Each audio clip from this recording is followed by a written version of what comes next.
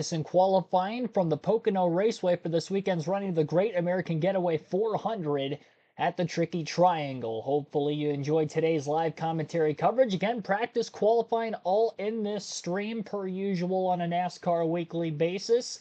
And here on this Saturday afternoon, the Cup cars are about to take way at the racetrack for the first time this weekend. We had Xfinity Series practice and qualifying already earlier this morning for their race later this afternoon. And all the Truck Series on-track activity took place yesterday with their practice session. Their qualifying session got rained out, but they did get their full 70-lap truck race in later yesterday evening, even with a little bit of a weather delay in the middle of it. Cars are on the racetrack as of right now as practice has begun on the 12 o'clock hour. Again, thanks for everybody tuning in here this afternoon. 20 minutes for Group A and Group B NASCAR race weekend. Only 36 cars at the track this weekend. There are no non-chartered entries that are scheduled to run today's, I should say tomorrow's NASCAR Cup Series race. Current track conditions, 78 degrees, very minimal winds. So relatively low track temp for the month of July, to say the least, in the early afternoon. It'll warm up a little bit later on before the Xfinity Series race begins later. But with rubber already laid down on the racetrack from Xfinity practice and qualifying, again, that took place in the late morning hours, it's going to be interesting to see what kind of speeds we're going to see out of these Cup cars here today. Well over 200 miles per hour entering turn one, that I can guarantee, on the longest straightaway in NASCAR.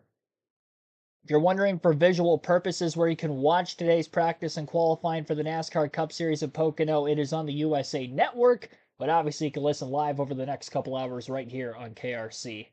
Turning, now you're going to head down the second longest straightaway to the tunnel, because you go over the tunnel, basically it's a 90-degree high-speed corner. Watch how rough this part of the racetrack is. These cars are going to bounce. They get to the bottom of it. Right there, a series of bumps. Use all the racetrack, tons of speed, tons of commitment to make lap time over there. So back to your question, Rick, I think tomorrow this is the corner. I think turn three, long, flat, sweeping corner, which leads to the longest straightaway here at Pocono. I think you have to be good through this corner, because if not, you're sneaked up down this long straightaway. If you cannot get through turn three, you just can't defend on this wide front stretch. Jim, is it confirmed that Alex Bowman did make it to the racetrack and he's not still laying on the floor of his bathroom? Confirmed. He did make it to the racetrack after breaking that 80-race winless streak last weekend at Chicagoland. But it was interesting talking to him about that win. He said because of the long and difficult road it took to get back to victory lane, he said he puts that win last week up there in importance with his very first Cup Series win. And then he admitted that the mental side of struggling through his winless streak was much tougher than the physical side of recovering, which I think says a lot, because he had a broken back, he had a concussion injury. So to weigh the mental portion of that winless streak over the physical, I think is exponentially harder. And then as we look at Alex Bowman here at Pocono, talking with him, he said, typically I practice well at Pocono. I don't always qualify well. So the goal this weekend is to try and qualify in the top 10. We'll see what Alex has here this afternoon. That's a big win for the 48 team, Alex Bowman, as you mentioned it. Jim, able to erase that winless streak that he had been on. I referenced the floor of the bathroom. That was during his celebration speech, he said, I think I'm going to drink bourbon, and I hope I don't end up naked on the floor in the bathroom again. So it was an interesting comment. Looking forward to celebrating. That win had been a long time coming. Well, there's been so much pressure put on Alex Bowman. You think about him, he's won plenty of races, and he drives for Hendrick Motorsport. The pressure is high. You are expected to deliver. You're expected to contend for championships, win races. He's a very, very solid race car driver, and again, wins races. But it had been a while, and the pressure was starting to mount. The injuries that came about, they were real hard to overcome. Just a huge win for Alex last week. Not only for the playoffs and all of those things, but for his confidence moving forward. Big news week in the garage. We had a bunch of different things come out. One that I didn't really see coming, but I'm happy for Rodney Childers. We know SHR is shutting down at the end of the year, and you kind of wonder where the drivers are going. Well, Rodney Childers, good friend of mine, been in the garage, so dominant with Kevin Harvick, now on Josh Berry, was announced he's going to go to Spire Motorsports, which is who Corey LaJoie drives for now. said he's got a crew chief for the 7. So, I mean, if I'm Corey LaJoie, I have to be super excited to think that, first of all, Spire this year, we've seen a huge commitment, both financially and personnel-wise. They're continuing to grow. But it's one thing to add people in general. It's another thing to add a person like Rodney Childers with the pedigree, the resume, the experience. Mentioned the pressure. I do think that'll put pressure on Corey, but for the right reasons. I think he's going to know the guy setting up his race cars has found victory lane. Rodney Childers will put pressure on the entire company. You're bringing that quality of a guy in. He's a championship crew chief. He pushes. He makes stuff happen. And I think Rodney Childers, I was a little concerned for Rodney a few years ago with this car. He made some comments. There's nothing I can do. I don't feel like I can make an impact. And he had to get to the place where, how do I make an impact? Because the way I used to make an impact no longer counts. It doesn't work that way anymore. But he's done that. He's made that transition. He's embraced this car. And a motivated Rodney Childers is a guy I want on my race team because he is very smart, a good racer, and he's a guy that's going to make everybody around him better. Well, look what the 7 is currently, 7th on the board. A year ago, this team was happier in 12, 13, 14. Now here he is inside the top 10. The speed's been better all year long, so just continuing to try to improve. And again, Rodney's still working with the 4 right now, Josh Berry. The news was that he's going to the 7 of Spire next season. Kim. And the dynamic of this move is different situationally than if SHR were not closing. I talked to Rodney this morning in the garage, and he said because SHR is shutting down at the end of the season, they really gave him permission to kind of go out, do what he needed to do, and it's allowed him to be more hands-on with his new team as the season comes to an end. And he's going to be helping set some of the remaining personnel for this new team. So, again, in past years when we've seen movement like this, a lot of times a crew chief or if it's a driver move, they're not allowed to even go to the next shop until the season is over. Their contract is over with that team. So he really has the flexibility. He talked about what he can bring to that Spire number 17. He's got the flexibility to start looking at that additional personnel and pulling in some real talent onto that Corey LaJoie team. Practice underway from the tricky triangle here at Pocono Raceway. Already over 7 minutes of practice is in. Another just less than 13 to go for these 18 Group A cars on the track currently.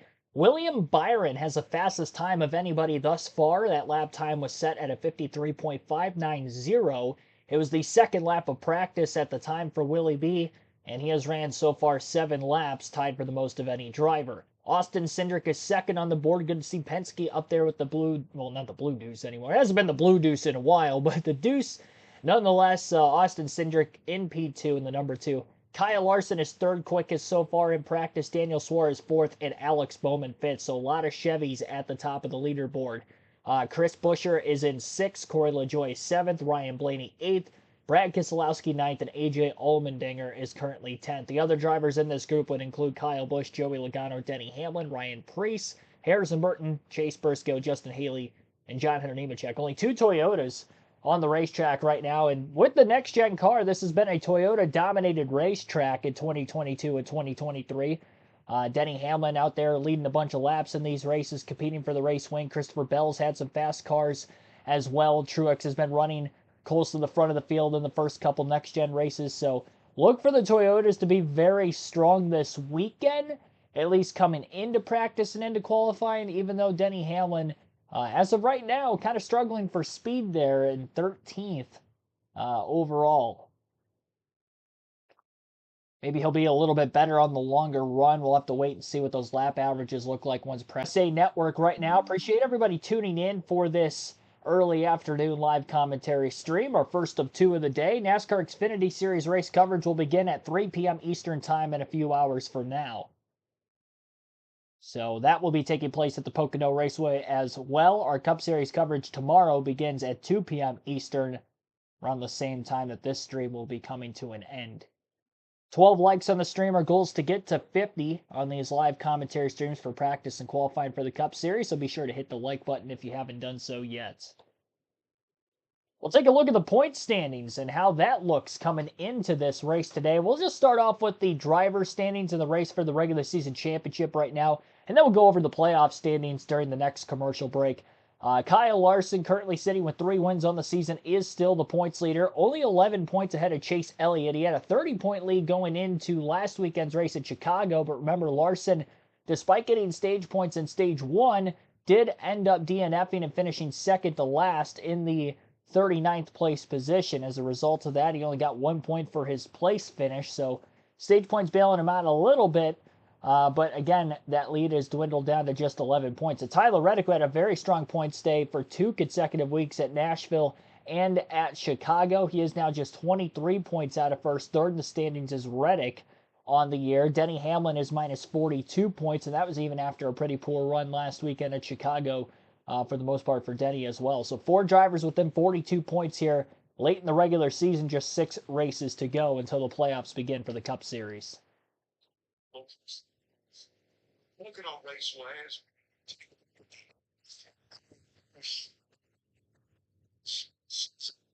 for not only Kyle Busch, but NASCAR as a whole.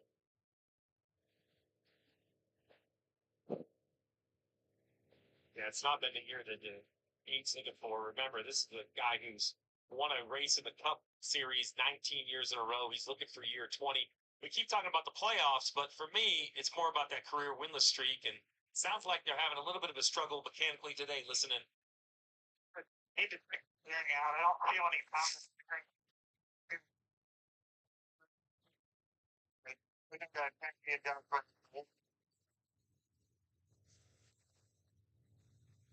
So heard that was crew chief and driver communication. Kyle talking about how the steering feels sticky, Jeff, and then the crew chief says, interesting. Like I was thinking when he said sticky, maybe it was in the column. We've seen the column kind of get clamped too tight and have a little stick to it. Obviously, Randall Burnett thinks it's the rack. That's Randall kind of on the upper right there talking on the radio. So, he knows what they have for situations. Maybe it's a mechanical gremlin they've been chasing, or maybe the Chevy camp in general shares this information. But if that's change his steering rack, then he'll have to start at the rear of the field at a track where 2024 only steeper. Yeah, and why does it matter?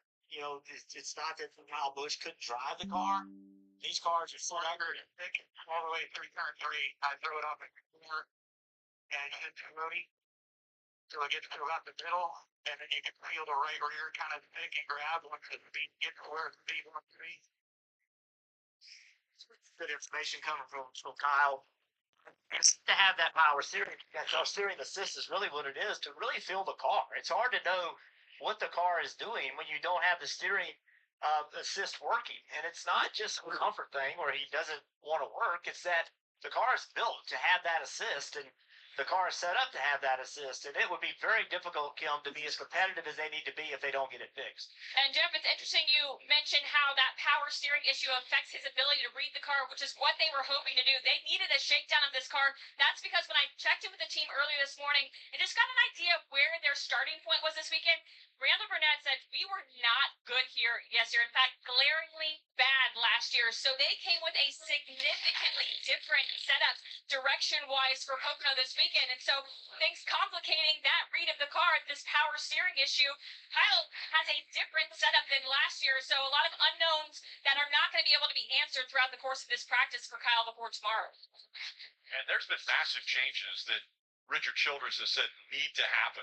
And we even heard it echoed by Austin Dillon this past week, that there are major changes that need to take place to get these two cars to run the way they feel they should be running, and they haven't been close to it this year. I've worked many years with Richard Childress, the owner of these cars, and he is not going to sit by without making changes. He expects his teams to run in the front. He demands that they run in the front, and he will be pushing for the changes. And he will be in all of those meetings. He will not be an owner that just says, okay, you guys do it, and I'm going to show up and see if it worked or not. He's going to be involved in them.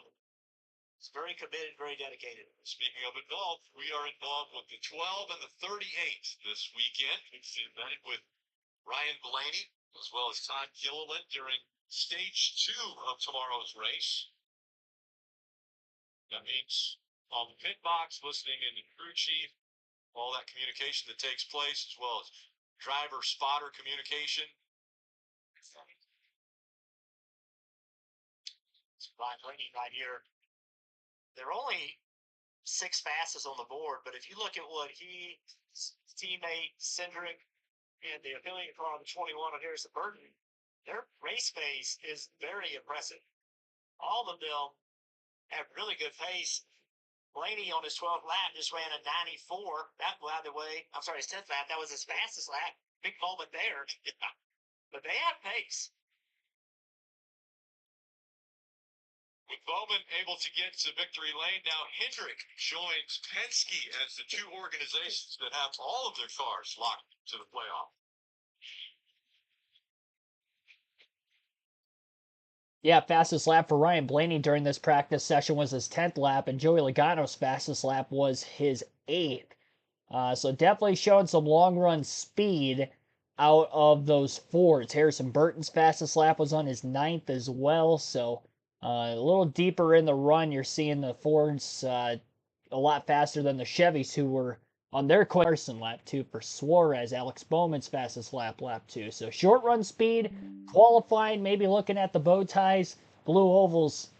You never know, could prevail on the long runs during the race tomorrow. We tend to see a lot of long runs at Pocono. It's a very much strategy-based racetrack, so we'll see how that strategy will come into fruition. Still got to execute, though, when race day begins tomorrow. We'll take a look at the rest of those playoff standings. During the last commercial break, we went through the actual driver standings for the regular season championship chase, those additional 15 playoff points. 12 different drivers in the Cup Series have gotten a win this season that are locked in, so 4 spots available for points as of right now. And again, still 6 races to go in the regular season. Currently sitting at the top of the leaderboard, again, Kyle Larson is the regular season points leader by 11 over Chase Elliott. We already mentioned that. 3 wins for Kyle Larson, tied for the most in the series, along with Denny Hamlin, William Byron, and Christopher Bell. No drivers have 2 wins this year. Everybody has 1 or none that doesn't have the 3 wins, which those 4 drivers already named have. Chase Elliott, Tyler Reddick, Ryan Blaney, Brad Keselowski, Alex Bowman, Joey Logano, Daniel Suarez, Austin Cindric each have 1 win apiece. So 8 drivers with 1 win, 4 of them with 3 wins. And the drivers with no wins that are above the cutoff line would include Martin Truex Jr., Ty Gibbs, Ross Chastain, and then Chris Buescher. Buescher's the last driver above the cutoff line on points. First driver out is Bubba Wallace. That points deficit was narrowed just a little bit after last weekend's race, even with Alex Bowman winning, who was originally going into last weekend's race the 16th driver in the playoff standings. With his win, he's locked in. Now that moves Buescher down to 16th. Buescher still over 40 points to the good over Wallace. Chase Briscoe's behind Wallace in the standings, followed by Kyle Busch and Todd Gilliland would be those drivers 17th through 20th in the playoff standings. So outside looking in on the bubble. You can create your entry by picking 5 drivers plus a garage driver to compete fantasy line. But you keep tabs on your lineup, and you can make some in-race adjustments to maximize your score. Visit NASCAR.com/fantasy to join that. And here's the winningest driver at Pocono. And Denny Hamlin, a 7-time winner here. And yes, he's got a rock that everybody's going to be able to see. He doesn't have one yet. Well, he's going. Feels that his 7 wins is going to give him one, and I agree. But he really needs a little bit of a turnaround, as crazy as this sounds. But 5 weeks in a row, he has yet to finish in the top 10, right? That's a streak that you don't see out of this 11 car. They're normally very consistent. Self-admittedly, he's not good in the rain, he told us, and we could see it. He struggled in the rain. So he'll be very thankful that this will be his dry condition at his, one of his best racetracks. So I think it's a good time for the 11 to be showing back up at Pocono. And his dear friend Kyle Larson, right?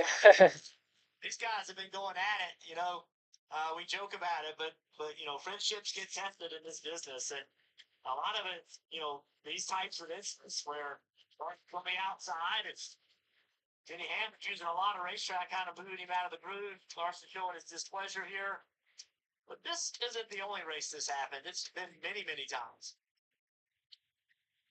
They have had their run-ins, and it seemed as though it escalated starting here, and then it kept going. But you look at these two, they're going to be running next to each other because they're always contending for wins. Nearly 20% of the laps ran all year long. These two are within a position of one another. And what makes that stat even better is it's not 19th and 20th or 15th and 16th. It is normally inside the top 10, or to your point, Rick, racing for wins. Everyone loves a rivalry. Well, the rivalry between two people is just not as great. Who cares? But when it's to win the pennant, it's amazing. And that's what these guys are doing, right? It's a rivalry at the front of the field. Steve, I think another famous piece of video has been and you were celebrating making the right pit call as far as when Dale Earnhardt Jr. here. Could this be a race where we would see, that type Oh! Oh my goodness, Larson spinning out after the red. That was weird. We're good. I didn't hit anything. Okay, I sounded more excited than he did. Yeah. Yeah, talking about those bumps in the tunnel turn, you saw the car jumping up and down as he was down in them, and I would say fortunate not to make contact right here. Now, looks like all the tires are up right there, Steve. See, that car bounced. As soon as it did, around it went. Yeah, I'm actually watching him creep slowly to pit road to see if, right there, left rear, big bounce. You almost see a little bit of dust like one of the rub blocks might have bottomed out. Yeah, you wonder, there's 4 blocks underneath this car, 3 blocks rather, than underneath the car that hit the racetrack when it travels too much, and through those bumps. I wonder if that's not what happened. Well, we had teased a little bit strategy and tire wear. We'll dive into that a little bit further. A lot of tire wear on the 5, sliding out of turn 2.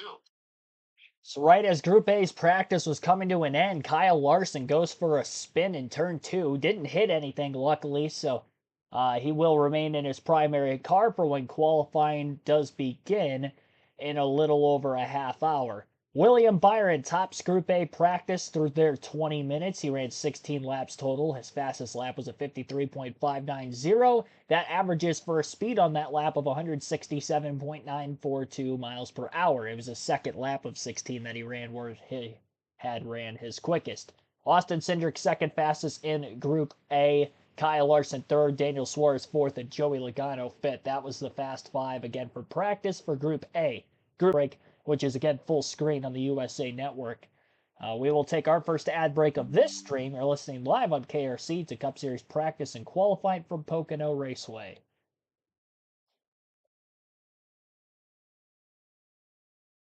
Up to 17 likes on the stream now. Appreciate that. And hello to Frank Powers, or Gene Huddleston, and Dan Bowers that are in the chat. First 3 that are down there. Asked you a question in the chat poll for this stream as to who you think will qualify on the poll today. And I just took my 3 favorites based off of the first couple years that we've seen races at Pocono and who tends to have speed here. So that's what led me to those picks. It's not necessarily somebody who's qualified necessarily up at the front of the field at Pocono these last couple of seasons, but these 2 drivers have qualified up towards the front of the field for a lot of this year as well, so that also kind of factored into it. As of right now, 44% make that 42% of you guys think somebody other than Christopher Bell, Denny Hamlin, or Kyle Larson will qualify in the poll today. Larson getting 31% of the votes, second slot currently. Christopher Bell at 22% and 7% for Denny Hamlin. Maybe a little bit of a popularity vote there. Home Depot called. They want Keegan in. Nope, not today. They ain't calling me. They're not that kind of warehouse that's going to be calling people to come into work. I think that they've got like over 100 people working on staff on the weekend shift. I don't think they need me to come in. They don't even have overtime available the last couple of weeks, so it's been slow anyway. Yep, I'll be here all weekend. Stephen Harvey, Wade Selensky, thanks for tuning in also. What time does Tricky Triangle start? Our coverage begins at 2 p.m. tomorrow. So 2 p.m. Eastern tomorrow for our pre-race for the Cup Series. And Xfinity Series coverage today at 3 p.m. Eastern.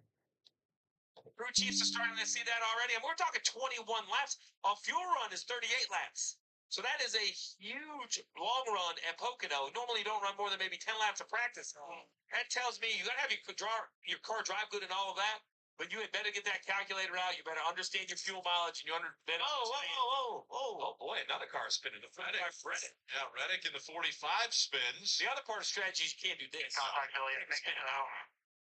Man. I think he said no contact bump. No contact, but the problem is if the tires are flat spotted, that's basically the end of their practice. You don't get enough.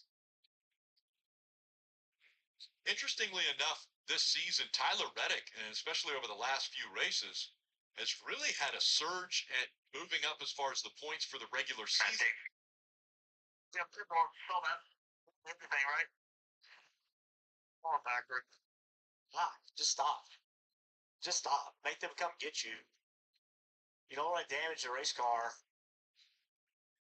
I don't know why you wouldn't just stop and get out of the car. NASCAR has shown the willingness to get them back to pit road without damaging them. But see Tyler Reddick right here in turn 1, just asking a lot of his race car. Trying to find grip, trying to find speed.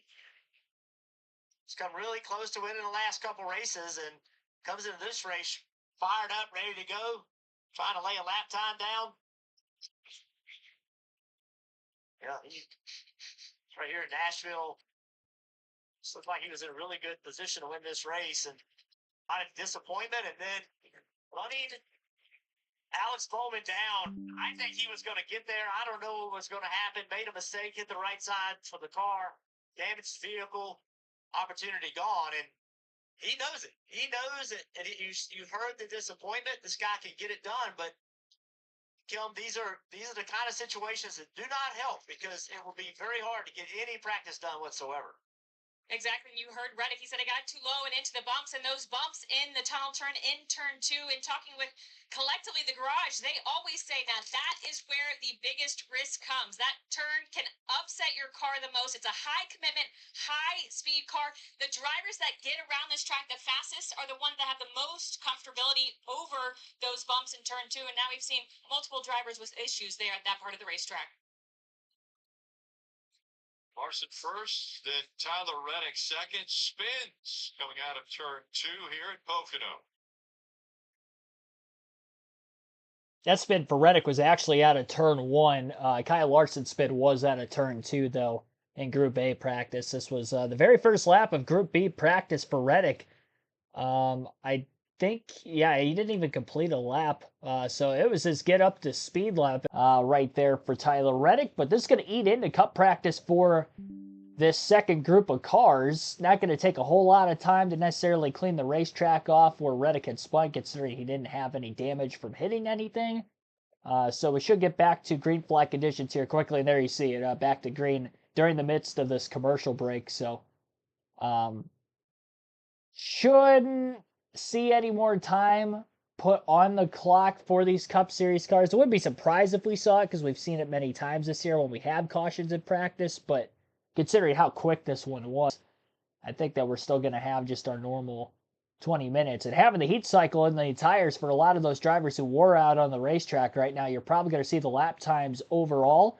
The fast laps be held by the Group A drivers, and the Group B drivers probably not going to crack the top 10 as much here. Maybe see a couple of them be able to do it, the very fast cars from this group that's out on the track, but I don't expect much from the top speed out of Group B. We'll have to see what their long run speed will look like, though, as that could still translate relatively the same, if not better.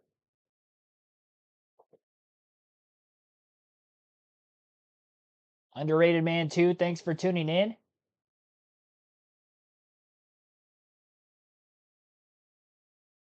Hearing some of J.J. Yaley's scanner during practice. There you go.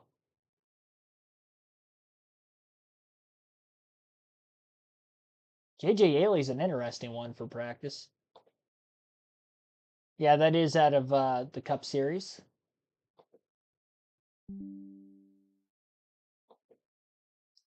Hasn't made a lap yet.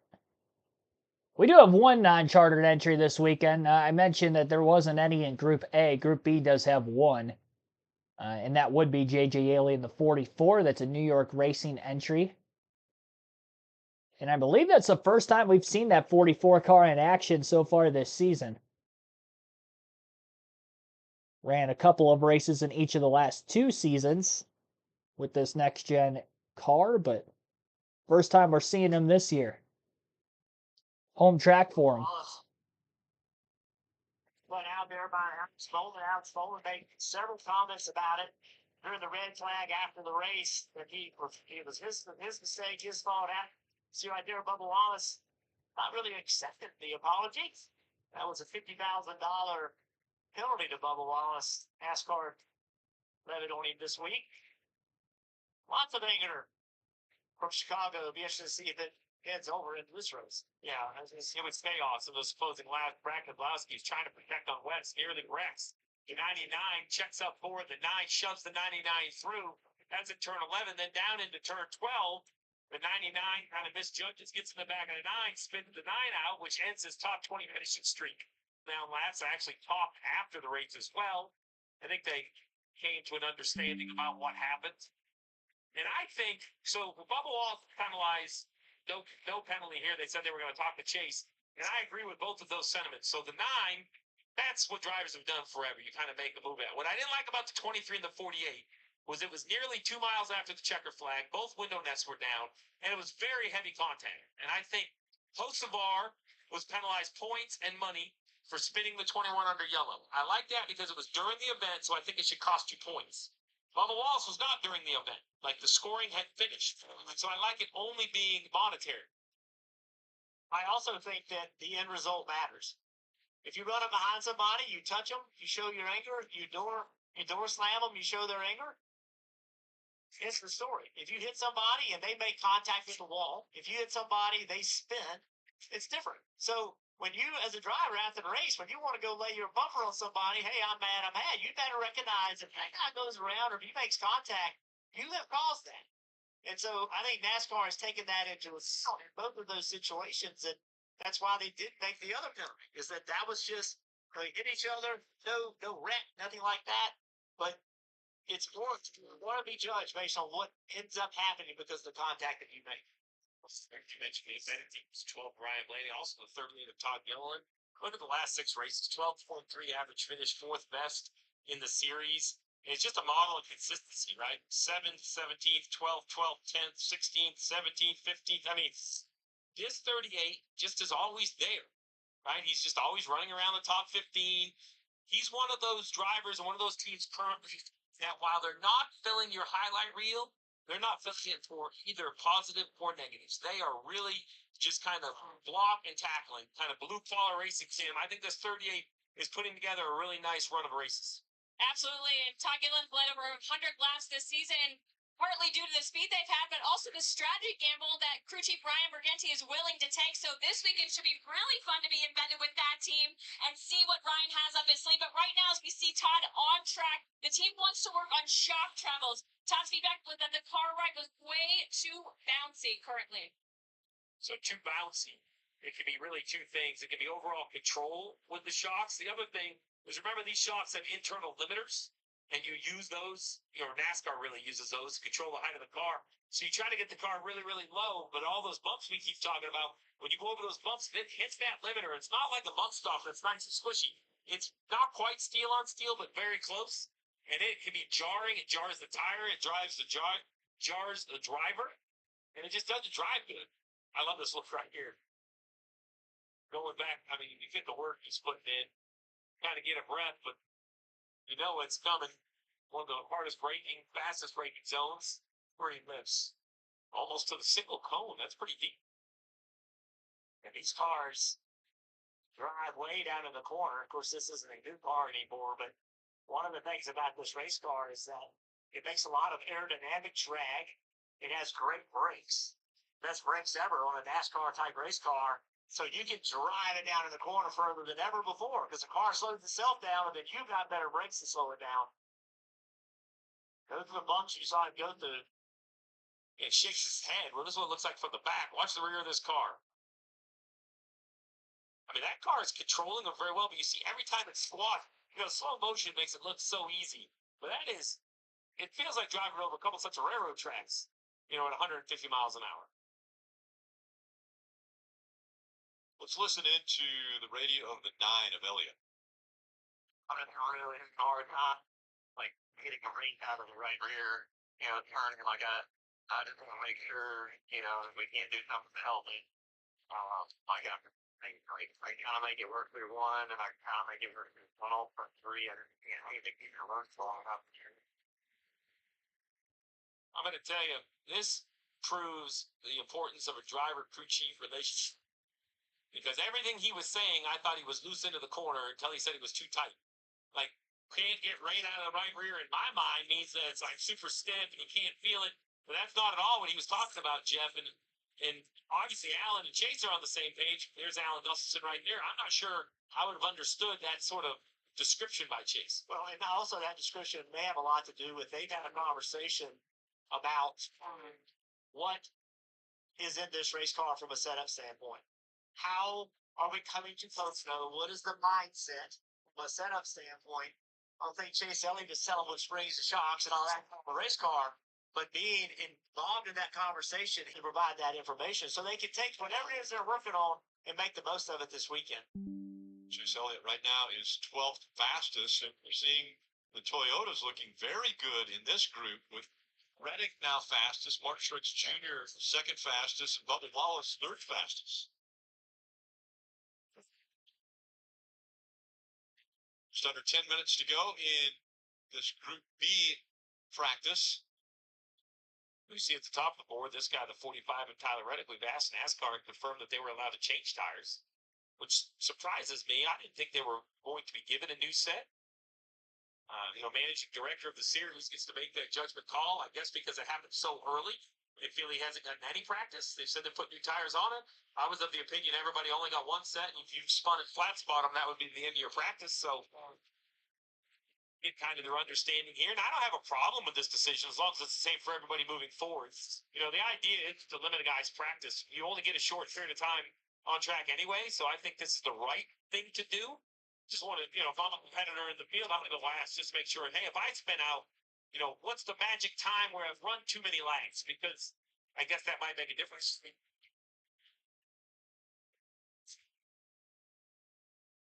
Things definitely looking better for Reddick as he had spun earlier coming out of 2. Now he's the fastest. Looking at Noah Gragson here in the 10. We just talked about Todd Gilliland, the driver at Front Row Motorsports. At Front Row, he'll be a teammate with Todd, 2 young drivers. Ownership indicated that there would be another young driver join those 3. So Front Row doing a good job. And I also want to make note that, remember, Noah Gragson last year, he had a cup ride, he lost it. Came back and showed he could do it. Remember, also last year, Todd Gilliland, he did not run every race. He was taken out of that ride. And he's come back, and now they both have signed contracts. Just under 8 minutes remaining in Group B practice before qualifying will be set to begin. Tyler Reddick is the fastest overall after his spin on his warm-up / get up to speed lap and practice session, which kind of pushed the clock back a little bit with that yellow flag. NASCAR did give them those extra couple minutes of practice back. So Reddick currently, again, top of the speed charts. A 53.498 for him was his fastest lap. Average speed on that lap of 168.231 miles per hour. It was his 4th lap overall in practice, which technically would have been his 3rd on this set of tires. William Byron, 2nd fastest overall, and he was in Group A. Martin Truex Jr. with the same exact lap time to the 1,000th of a second is 3rd. He is in this group of practice. Bubba Wallace is 4th, also in Group B, and Michael McDowell from Group B is 5th. Ty Gibbs 6th, Austin Cindric 7th, which would be the 2nd highest driver in the practice order from Group A.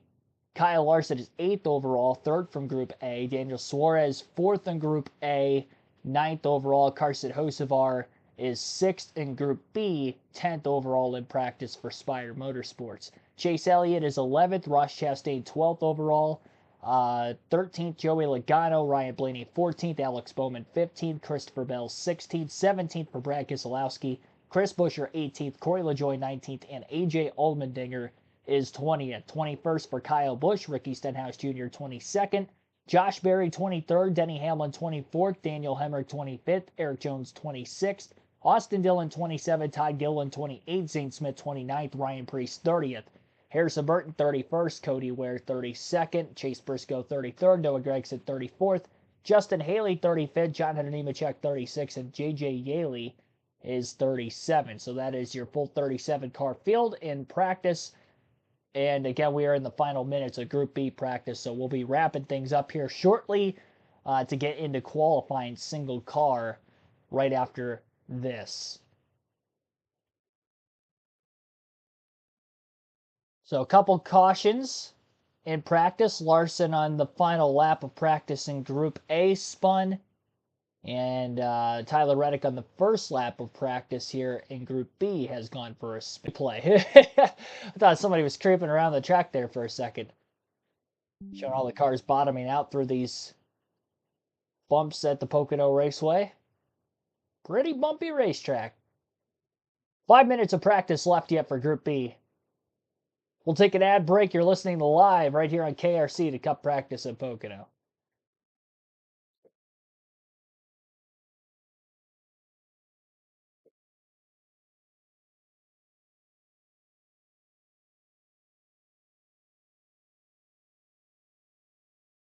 You know, the power area drags. When it does, it smokes. If you've got a driver who experienced the bumps in turn 2. Yeah, Kyle Larson went for a little bit of a ride there. So what happened? What was your car doing? I'm actually extremely tight over there, so you're trying to kind of use the apron in a way, or like the closer you get to the yellow line, the better your car turns. So I was just trying. It's my last time through there, try to see if I could affect the balance, which I did. So thankfully, didn't hit anything. But yeah, I think our HendrickCars.com Chevy has speed. We just got to get it to handle turn 2 a little bit better. I feel like I'm comparable speed-wise in 1 and 3, but turn 2 I just lose a ton of time just being really tight. So work on that area, and I think we can get really fast. But yeah, just glad I didn't hit anything. Make the day long for these guys. Have the bumps in turn 2 gotten worse since last year? I don't think they've gotten any bigger or worse. I just think the track grip is a little bit less. So to me, I think you just kind of slide whatever into the car you're struggling with a little bit more everywhere, but especially right there. So what he was talking about is clearly that he thinks the track has lost grip. His car doesn't turn. It won't rotate the way he wants it to. So he was looking for grip. He was trying to find a place where his car makes grip. So he put his left side tires below the yellow line on the flat. Look at the angle of the change of angle between the apron and the racetrack. He was searching for less banking. He was trying to get that, we call it unload the car, to get the car to point. He intentionally put the car there, and it didn't work. And why does that matter other than spinning out? Is that how are you going to pass tomorrow? How, when you go through the tunnel turn and you're a little bit better than the guy in front of you and he's on the yellow line, what are you going to do? And some people are going to try to go down there. Some setups can take it, some setups can't. It's running in May out on the racetrack. Look at the tire behind him. You want to know what's spinning out? There's right over his shoulder right there. Right, look at the flat spot of the tire. I mean, that's really. You ever want to know what a tire looks like after a 160 mile an hour spin? There you go. So if I was driving that car, I would like to not see that before I go to qualify. You want me to hide that thing? Turning around the other way, whatever. I don't want to see it. Cliff Daniels there with Kyle. It's Ross Chastain. They've had some fun with social media for the past week, driving for Busch Light Peach. And of course, Ross Chastain is known for the watermelon farming and the family business for so long. He was trying not to offend the watermelon with his new friend, the Peach. I think they both get along. Why can't we all just get along? Ross Chastain here for a lap is 8th fastest.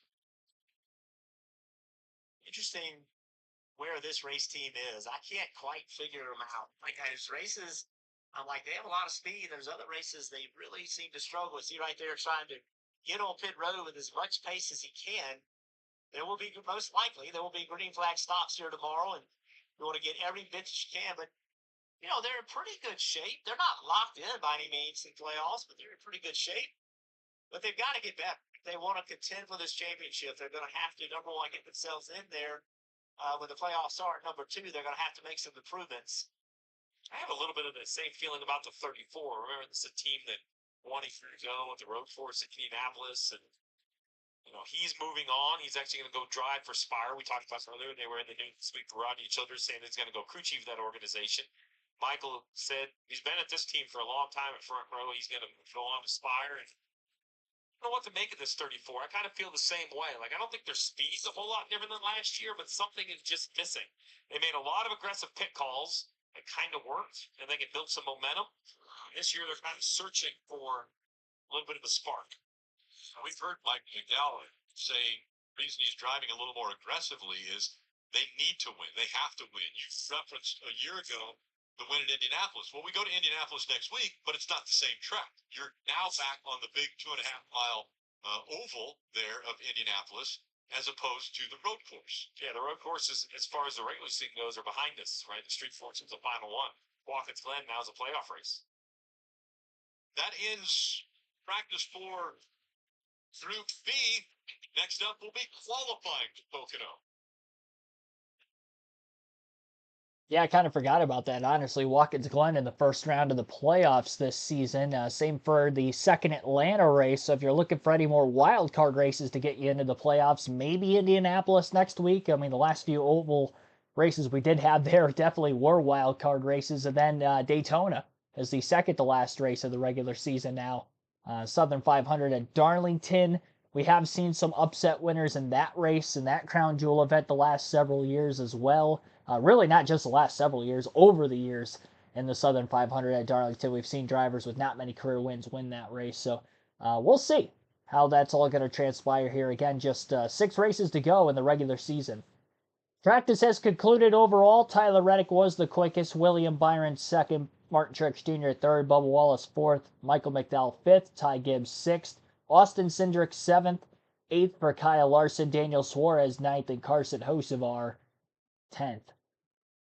So that was the top 10 in practice. Most laps anybody ran was 21 from Denny Hamlin. And it looks like everybody in both Group A and Group B ran at least a dozen laps. Eric Jones actually ran 11, was the least amount of laps ran in practice. So you see Group A's leaderboard on the screen right now. That is the order in which those cars will go out and make their single qualifying lap for round number 1. Top 5 from Group A and Group B advance to the final round of qualifying, which would be round 2, for a chance to go at the pole. Positions 6 through 18 in this first round will be designated to the starting position of that row. So row number 6, just outside the top 10, would be the 6th place finisher for each of these groups. Group A will be the outside row, and then Group B would be the inside row of cars further back through the field. So again, top 5 from this group, though, does advance with a shot to go for the pole in round number 2. And each driver will get 1 lap in qualifying. First 9 drivers to qualify for Group A would be A.J. Allmendinger, followed by Ryan Preece, John Hunter Nemechek, Harrison Burton, Corey LaJoie, Chase Briscoe, Justin Haley, Joey Logano, and Kyle Larson. So those will be the first 9 drivers to qualify here today. Andrew Smith, thanks for tuning in.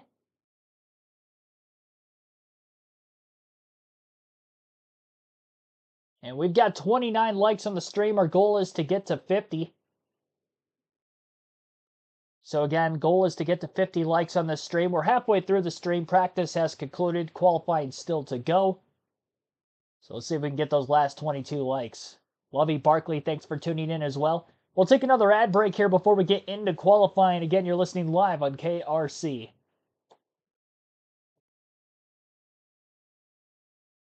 Five racers in the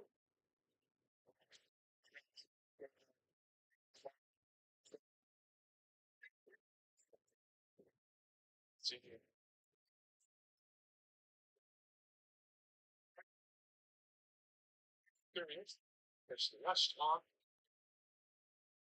The rest. Today's schedule continues on with Victory Lane Review Chicago from a week ago. And countdown to green, Xfinity Series racing, 2:30 and 3 o'clock. But tonight, the first race for NTT IndyCar Series at Iowa. Kim. Literally having to pull William Byron away from the data, but top of the board for Group A in practice. Do you have everything you need out of the car for a run at the pole here this afternoon? Yeah, I think a run at the pole is definitely something we can go for today. Just trying to work the tight out of our car. Turn 3 seems like it has a lot less grip this year, so just trying to to figure that out and sort out what we need there. But overall, happy with the Raptor Chevy, happy with our preparation, all the work by the guys. They did a good job coming here and having something that we can work with. So just it's such a strategy race, execution, restarts. So we just got to put all that together tomorrow. But today's all about qualifying, trying to put 3 good corners together. As we look at tomorrow, track position is everything here. How hard is it to overcome a mistake at Pocono?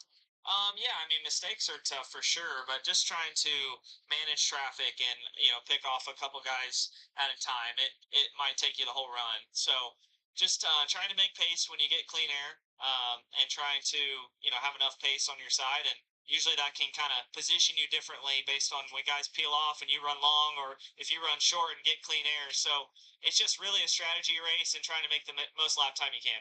Well, William had pace in practice. We'll see what he does here in qualifying. Interesting conversations. We talking about the car just wouldn't turn, similar to his teammate. Kyle Larson said the same thing. He was struggling to get his car to turn, pointed in the right direction. 10 fastest laps, and you see which group they came out of. Looks like B had a little better time on track. That Saddle Reddick, Mark Truex Jr. has mentioned. Those two Toyotas looking very strong in the practice session. So the big change for me at Pocono this weekend is we're not going to be qualifying back to the original start-finish line. So we're going to use an alternate start-finish line. We see this all the time at the road courses, so this is nothing new. But it is new here at Pocono, and it's between the second corner of the tunnel and the third corner. So this is the normal start-finish line on the front stretch. And why I think that matters is because the alt start-finish line being after the tunnel corner, I think moves what I thought was the priority, being turn 3, because you had to get through turn 3 really, really good to come to the green flag, and then get through turn 3 to come to the checker. Well, now that the alt-start finish line is right after the tunnel corner, you can't cruise through there anymore. You're going to have to go through the tunnel at full speed to carry speed to the line, and then you're going to have to run your lap. And so I really think turn 2 then becomes the most important corner when it comes to qualifying. And the reason you have the alternate start-finish line is just to speed things up. It's the same for everybody. Previously, A.J. Allmendinger would come all the way around the racetrack, take the start-finish line. That's where the lap would start. Then he'd have to go all the way back around the racetrack to come down pit road. It didn't allow NASCAR to send the next car as quickly. Now he's taking essentially the green flag right now. He's on the clock. And when he comes back around and takes his checkered at the start-finish line, he'll have to come right down to pit road. And it's just speeds everything up. It sounds silly, but I would make sure I remind my driver. Oh, yeah. Just you've done it here forever a certain way. Maybe you kind of, I don't want to say lackadaisical, but you go through turn 2 kind of feeling everything out. You don't really have that option anymore. That sounds silly to me. I would 100% want to be reminded. Ryan Reese is also on the clock now as well, so there are 2 cars on the track. Obviously, had pretty decent speed in that first practice. Kind of mid-pack. His teammate Hibbert right there with him. So back to what we were saying, the alt-start finish line is basically right there.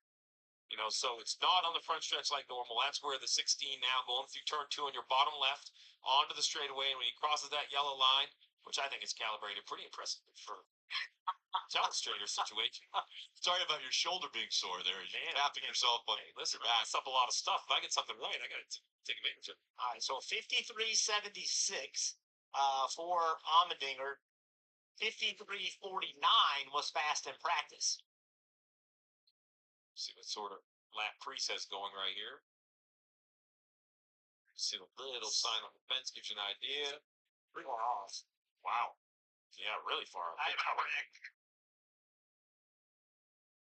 Tells you why.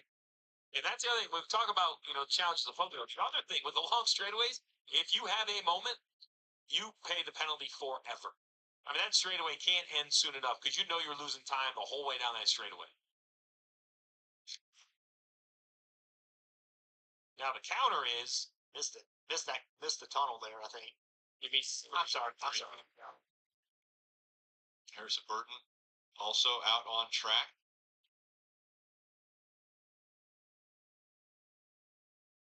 Nemechek finishing up his lap. He's just... No, We have to get used to it as well. Turn 2. It's approaching the tunnel. Harrison's on the front straightaway. On his line. Check it right now. But he's already been on the clock and reached the ultimate start-finish line between turns 2 and 3, and this is where Nemechek's coming to that line to get his time. Harrison gained time into one, lost time through the middle, kind of got it to stop losing, so made a decent exit. See it slowly trickling, but we're talking thousandths of a second. That's very small. We'll see if we can get it trending back right direction. Well, he did not. Give it up on entry. Big charge into the corner. It is genetic. Kept his foot in. What do you mean?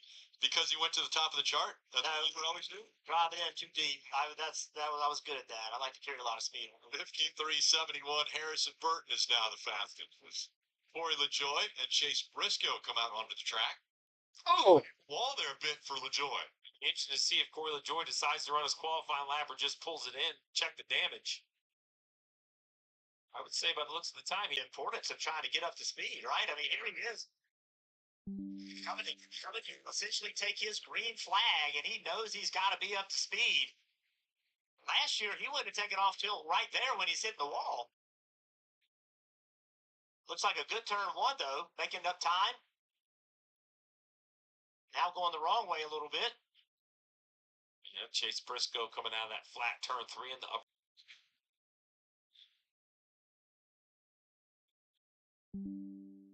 The lap around here is it's intense. A qualifying lap here requires every bit of your commitment. It takes you got to go to the throttle when you really don't want to. You have to trust that the race car is going to stick, Kim. And if it doesn't, you're going to spin or you're going to hit something.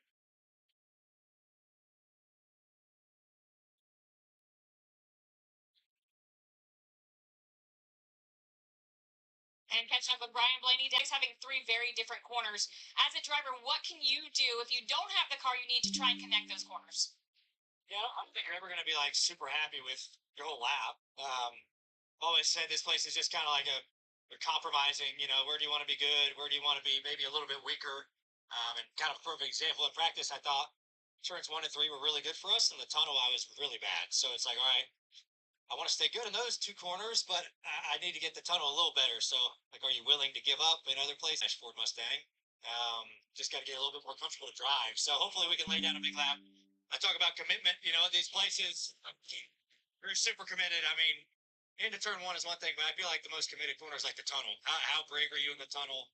It's super bumpy down there. You can see it on TV, cars moving around and bouncing and hitting blocks and limiters. As a driver, it's not a good feeling. So I'm proud of the effort by our camp at Team Penske right now. Just hopefully we keep going. Ryan Blaney, this place holds a special place to Ryan. Got his first career Cup Series win right here at Pocono. See the damage to the 7. They're checking it out right now. They'll be able to take that tire off and look at the total link and decide what they need to do. Joe Logano on a really good lap right here, Jeff. Yeah, 22 car in practice, he didn't show a ton of speed. He was only 13th fastest, but as practice went on, this car got fast. They made the right changes to it. They made the car better, and you're seeing it here in qualifying. This is the part Blaney talked about taking full commitment. You can see the back of the car moving all over the racetrack. That'll go to P1. P1, 342.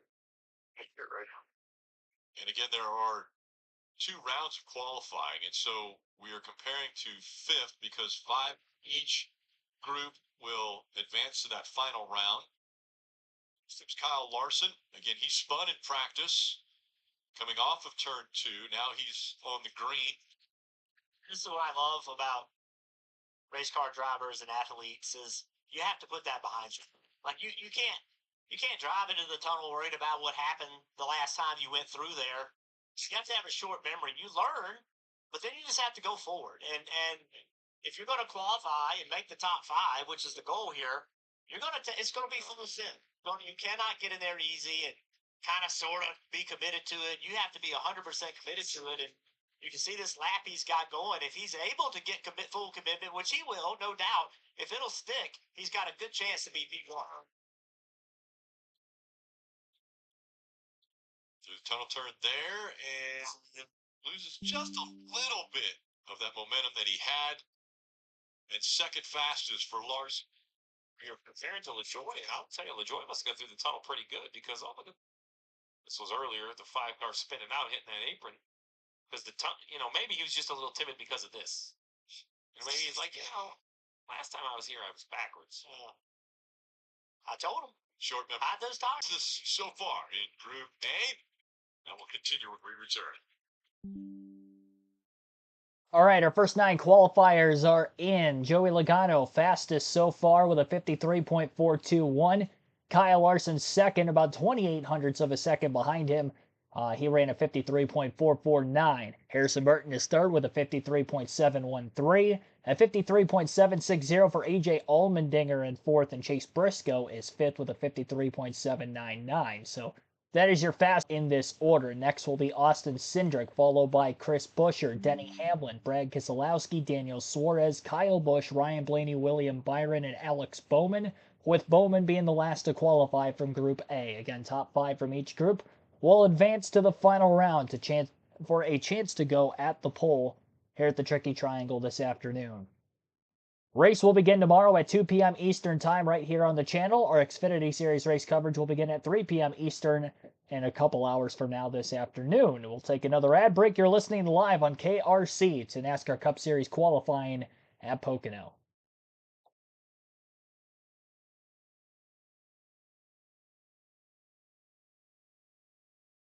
Billy Kramer, Cook Like a Pro, Andrew Smith, thanks for tuning in. You guys are some of the newcomers in the chat here recently. Up to 41 likes on the stream. We're 9 shy of our goal of 50, so be sure to hit the like button if you haven't done so yet. Appreciate everybody that has done so and that is tuning in so far through this stream. The diecasts behind me are all 124 scale diecasts, if you were wondering. I saw somebody put that in the chat. Ask it in the chat.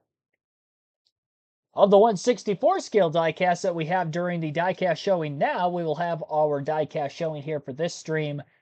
Right now, we got a former Pocono winner. This guy got his first career win, in fact, at Pocono back in 2017, and that is my favorite driver, Ryan Blaney. This is actually one of the only Gen 6 diecasts I have of a 164 scale. The only 164 scale diecasts I have from the Gen 6 era are Ryan Blaney diecasts. Just because I've been a few years since I've even bought a 164 scale of these. I think 2019 might have been the last time I bought one. But this is his Dex imaging paint scheme, specifically from the 2018 season. You can see the Ford Fusion on it still. So yeah, this is from 2018, but Dex imaging there for Ryan Blaney in the number 12. So that is the diecast showing for today's live commentary stream. We'll have one at the end of Stage 2 during the Xfinity Series race coverage later. Seeing great improvements to Pocono Raceway, a lot of it in the infield. Trying to make the experience. Nick Dalsky yesterday on the radio talking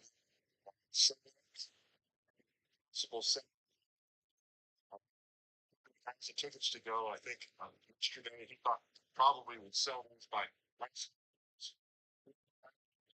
campsites. Oh, 3,700 campsites. And that's sold out for the time. It's saying riding through the field, for kids. They have a dog park. They have all kinds of things going on here. It is a good time, and you can see people kind of plan their summer vacation around it. A lot of families. It's a good time.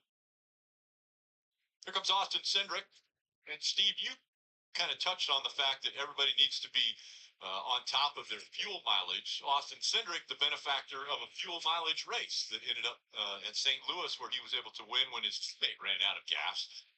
Ryan Blaney, just as he was taking the white flag. And good. Coming to the green, he was in the track way, but just giving a little bit back. Yeah, he got into 3 and got in there high, and the car just didn't stick quite like he wanted it to. I think wouldn't surprise me to see him come back and make this part of the racetrack better. Yeah, there he goes. He was very fast in practice. Down Long Pond straightaway for Austin Cindric, and he's working into the green. Again, we're comparing to Chase Briscoe in 5th. tunnel turn, and it looks so he's going to hang on to that speed. Really good tunnel. Third fastest for Cindric at 67. Chris Buescher to finish up his lap.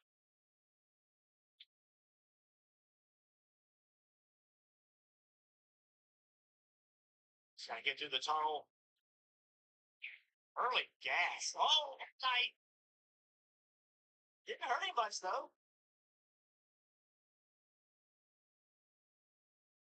That was, when we talk about commitment, that was it. Like, he drove it in there, and he's like, I got to go to the throttle. I got to build speed. And when he did, it stepped out. I'm not sure if it got tight or loose. I would imagine tight on that end of the racetrack, but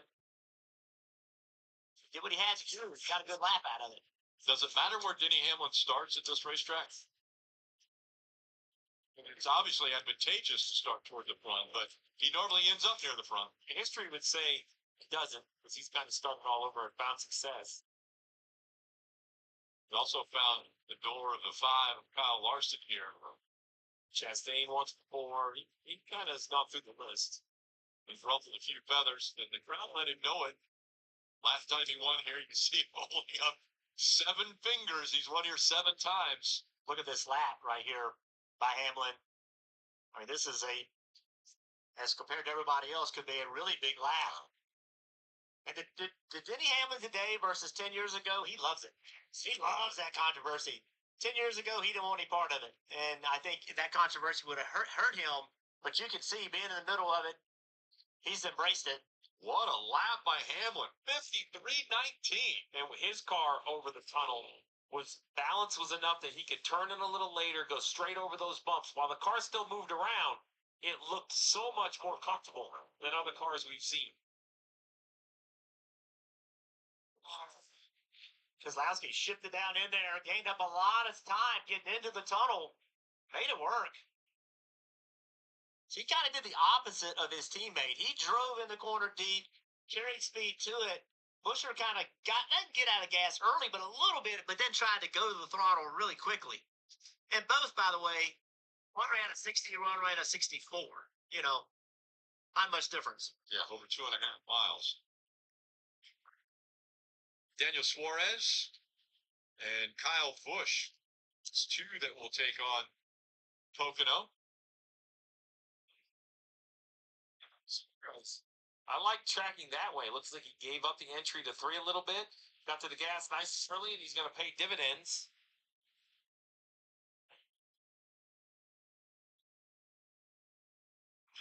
Doesn't carry as much speed into the corner as Buescher did.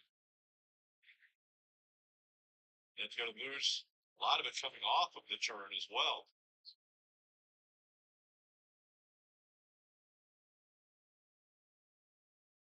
Busch in the upper right. Suarez lower left. Busch stays in the green as he heads down to turn 1. Suarez is going to be close. I thought Suarez was the trouble. I thought he missed the tunnel turn. He was kind of in the second lane, but he made it work. I think he left something on the table, though. The 8 was talking about a potential steering issue in practice. Doesn't look like it's holding him back dramatically here. Talk a lot about starting position. I think just a little bit of momentum. Qualifying good for the 8 car would just be a shot in the arm. Just have something go their way. But it's not meant to be. Just not the speed across the tunnel, really. Gave it all back. It's going to qualify 9th. Over a year ago for Kyle Busch, winning at St. Louis. And now he's in jeopardy of the longest win streak in the history of NASCAR at 19 years. That coming to an end potentially in 2024, as we see Blaney is in the green on his lap. Really good. Turn 3. You can see already 2/10 better than Suarez in 5th. Let's see if Blaney can make it work down here. Looks good. We were wondering if Larson's 53.44 was going to hold up and keep him inside that top 5.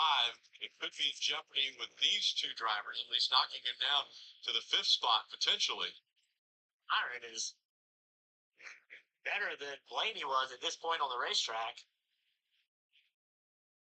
So the second that he crosses the stripe, Blaney is second fastest. Now that comparison is to Keselowski, and Byron is a half a second faster than Keselowski. This could challenge for the fastest lap.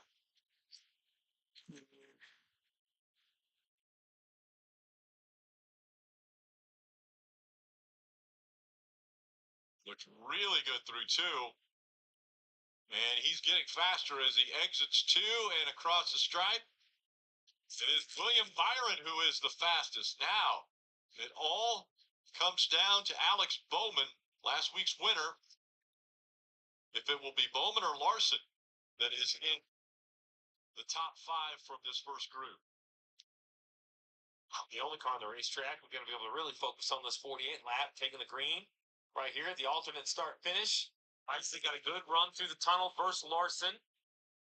Tracking in the green. Can he get off turn 3, though? Can he carry the momentum? Oh, Jeff, he does. That was a really nice corner out of the 48. What you wonder is, does he know it? I know that sounds crazy, right? But like for a driver, you're like, I think I got through there really good. Oh, big lap right here if he can make it work all the way around the racetrack. And now I wish you did know it. Right now it's like, hey, I just need an okay tunnel you can run again, because this is going to be faster than Byron if he can continue the trend. Down at the 52s, can he get across the tunnel? I think for Alex Bowman, that win last Wow. week, if he could knock Byron off of the top spot so far in Group A, that means more than just doing it. It means I'm a Hendrick and I'm the fastest guy here. There's a big discrepancy between 1st and 5th as well. 0.6 of a second. Alex Bowman, top of the speed charts in qualifying with a 52.899. 53.005 for William Byron in second. Denny Hamlin third with a 53.191. Fourth for Ryan Blaney with a 53.364. And Joey Logano fifth with a 53.421. That was your fast 5 from Group A of qualifying. Kyle Larson was the first outside the top 5, so he will not have a shot to go for the pole this weekend. Could have made it 3 poles in a row, but not going to be able to do so here today. So he'll be starting in the 12th place position outside of row 6 tomorrow. Your first 9 drivers to qualify for Group B would be J.J. Yaley, then Cody Ware, Josh Berry, Eric Jones, Zane Smith, Carson Hocevar, Martin Truex Jr., Christopher Bell, and Austin Dillon. Daniel Hemrick would be the 10th qualifier from this group as well. So those will be the next 10 drivers to qualify in the first 10 for Group B during this session. So again, appreciate everybody tuning into the stream. Be sure to hit that like button if you haven't done so yet. We're at 47. We're 3 likes away from our goal of 50. And be sure to hit the subscribe button as well if you haven't done so yet. For more NASCAR content, we have live race commentary streams every NASCAR race weekend for Truck, Xfinity, and Cup Series races, as well as going live for Cup practice and qualifying every weekend for races I don't go to in person. So we have a lot more coverage from the Pocono Raceway still to come. We'll take another ad break and continue qualifying on the other side of the USA Network's commercial break right now.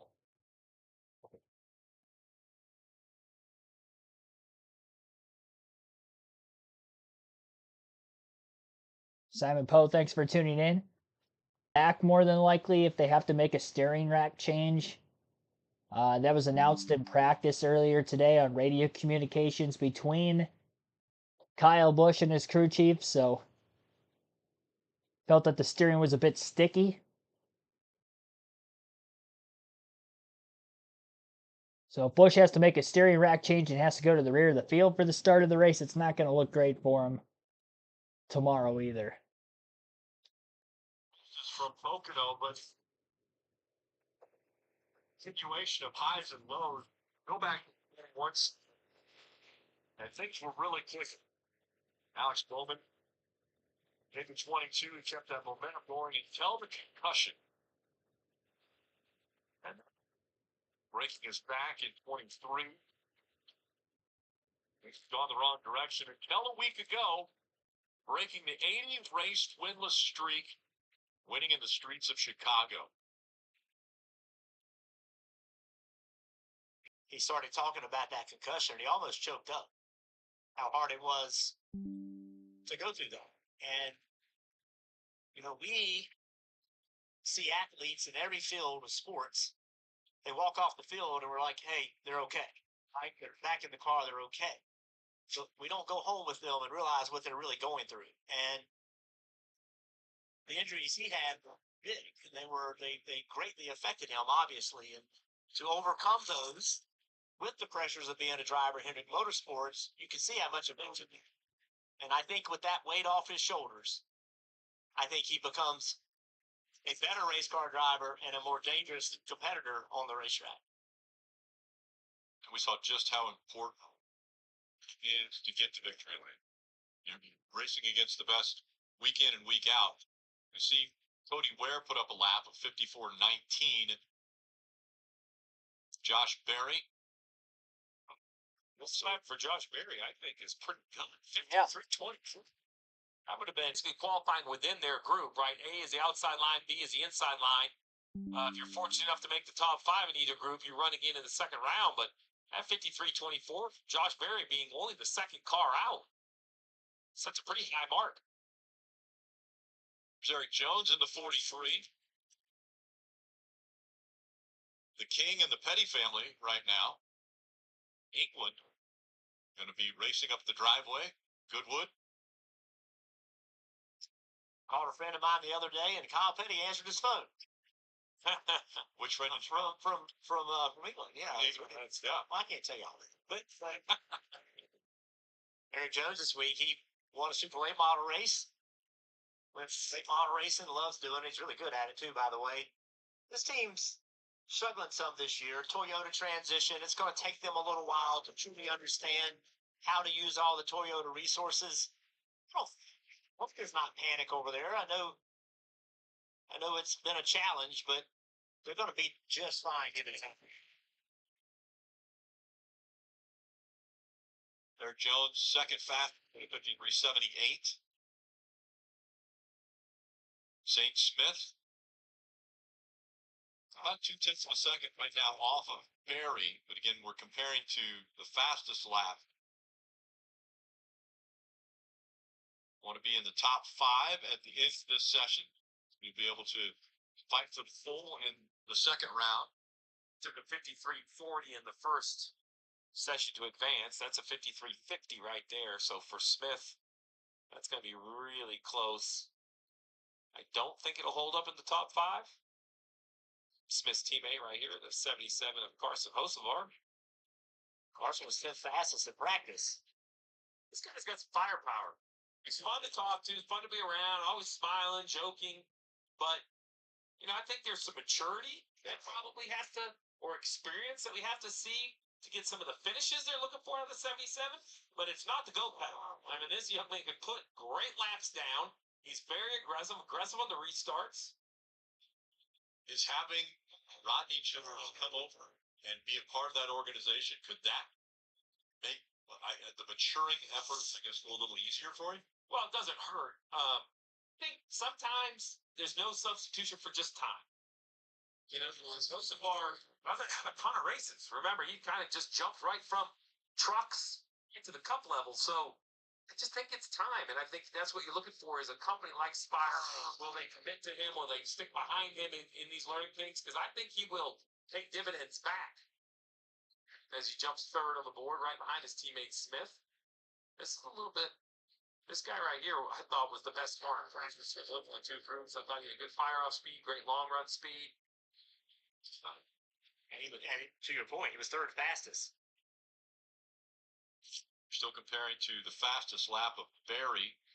This will be the 6th car that will have taken time, and Truex Jr. goes to 2nd fastest at a 53.34. So under that number that you had mentioned, a 53.40 advanced out of Group A, but already in the first 6 cars, we have Yeah. 2 cars already under that number. Yeah, I got a little concern this group overall might have just more speed.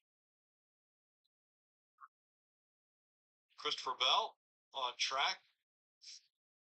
Bell, a 3-time winner already in 2024. Now we're comparing to 5th, which is a bit surprising. We're not seeing more green out of that 20 of Bell. You wonder if track conditions are getting worse as the sun's out. It's getting warmer. Then he's going to roll through. Not in turn one. It's that. Picked up a lot in turn 1 and continues to move the right direction as he gets ready to go into turn 2, tunnel turn. These are the cars, like you were mentioning, is Truex time good enough? Well, Bell's kind of really the benchmark, right? If he beats Truex, then you start to get worried if you're the 19. If he's behind Truex, then you start to feel better, and he is. He's 2 spots behind. So now Truex's 34 looks better and better. Not sure about Bell's 55. Austin Dillon, as mentioned, RCR, and trying to find something that change things that will make that organization get better. Close for Dillon, but just outside that top 5 at a 53.67. Freaking 3, third, and everything else beat it. The problem with being tied off for 3 is to be longest in all of NASCAR, and that just kills that straightaway speed.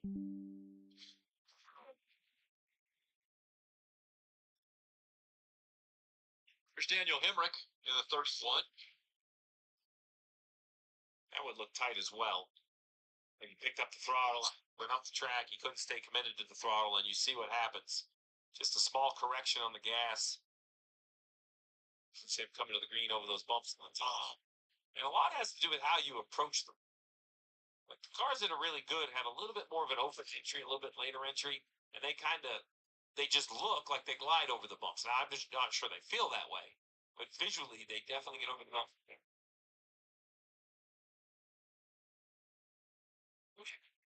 Comparing to Hocevar, who's 5th, Hemrick about 0.3 of a second off. And Hocevar will finish, or excuse me, Hemrick will finish up his lap. Hocevar still comfortably in the top 5. All right, so Josh Berry still the fastest time right now in Group A, and he's qualified pretty well in the ovals the last several times out in the NASCAR Cup Series. Remember, he qualified on the front row at Nashville a couple weeks ago, so Berry showing some speed out of qualifying on another oval here at Pocono Raceway today as he makes his Pocono Raceway debut in the Cup Series, in fact, as well, just like he would have with Nashville 2 weeks ago. So Berry with the top time in Group B so far through the first 10. J.J. Yaley did not make a qualifying lap, so he will end up being 19th out of 19 when it's all said and done for this group of cars. But again here, your Fast 5 so far, Josh Berry, then Martin Truex Jr. Truex lap is a 53.343. Again, Berry 53.241. 53.502 for Zane Smith. Christopher Bell had a 53.554 in 4th. And Carson Hocevar is 5th, currently with a 53.635. So 9 drivers still to qualify from Group B.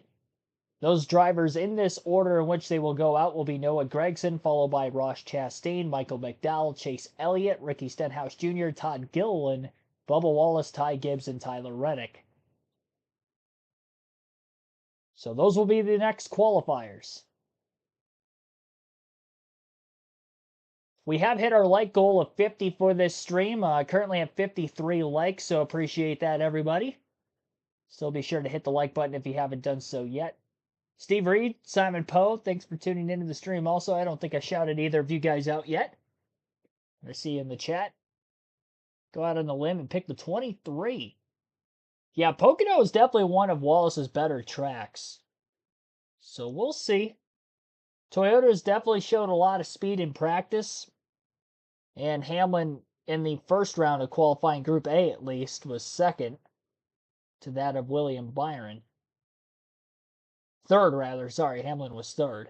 but he's still in the Fast Five. He was actually the only Toyota from Group A to make it into the second round. Granted, he was the only Joe Gibbs and/or 2311 Toyota in that group of cars. The only other Toyota from Group A that even was on the track in that group was John Hunter Nemechek, who qualified pretty deep in the field.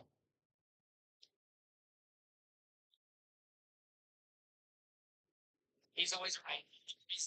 He's always right. Now here comes you're at the back. So I'm sure he's right there as well. He did have right to be mad at you. Down front. Both guys right in the center. I've been cost a lot of good finishes by him throughout my career. I didn't hit either one of them. Just touched me. I know he says I race a certain way, but I don't think I've ever had to apologize to him about anything. But look at that. Wow, he is angry. Not that I'm sure he's going to say sorry after this. Yeah. Yeah, we're friends. Yes, this makes things awkward, but whatever. Yeah, whatever. This response from Larson. Denny Hamlin, obviously one of the fastest, as he is quickest in Group A qualifying. And now we're seeing Noah Gragson in the 10. With Pocono Motorsports next year. That announcement coming this last week. And we see Ross Chastain also on the clock. And we're finishing his lap right here. The one going into turn one. Oh, he got up the track, way up the track century. Look, he's going to get back every ounce of that gain or advantage he had over Hocevar. That's 4, 5, 10. That's a half a second loss in turn one. From the entry of one all the way over to the tunnel. Can he try to get it back across the tunnel? He's going to get some back, but I just don't think he can get it all. I mean, all in turn one. He was well 2.5, 3 tenths of a second clear getting into turn one and had a big moment. Kim. All right, catch up with Josh Berry. We're looking at the board right now. Top of the board for Group B. Assess your lap in round one. Yeah, I felt good. I think, I felt good in practice. We built too tight over the longer run, so, Rodney made some good adjustments there, and it seemed to work for qualifying trim. So I love this track. I don't know why. It's been so much fun coming here in our Xfinity cars and now in the Cup car. It's been a lot of fun. So I'm excited to see what we do. It looks like I feel good about making the second round, hopefully, and then we'll get to run again. Josh Berry playing double duty this weekend will run the number 15 entrant in today's Xfinity race. A lot of track time for Josh Berry. Will be with Wood Brothers Racing next season. That announcement coming a couple weeks back. As we see the 34 of McDowell, he's in the red. So is Chase Elliott. McDowell just looks tight. When you get to the middle of the corner, if he's tight, he's going to be really tight in the tunnel because I think this is the corner that drives your car the tightest. So let's see what his exit is here. Can he adapt and make the car turn? Does a nice job. Actually makes a little time back, but the damage was already done. Not enough for McDowell as he's 8th fast. Then Chase Elliott in the green. Will he hang on to that?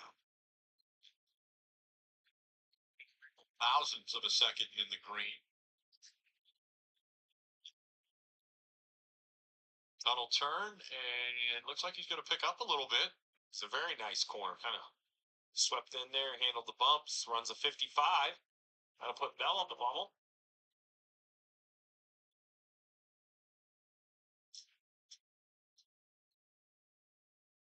That's a good lap for Zane Smith, still sitting in third. Truex in front, Elliott behind. See what the 47 of Ricky Stenhouse Jr. can do.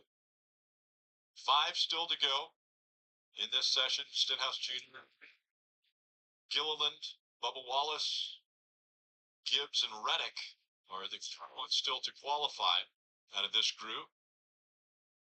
It's Ricky Stenhouse Jr. It's a brightly colored car. I have a hard time seeing the number on the toes. Yeah, a lot of contrast. Sugarland Shine, the sponsor of Ricky Stenhouse Jr. I think there's a chance that Zane Smith could actually make it into the final round. He's going to need a mistake out of one of the Toyotas, but I don't think Gilliland or Stenhouse are going to beat him. Worst in points of Dell.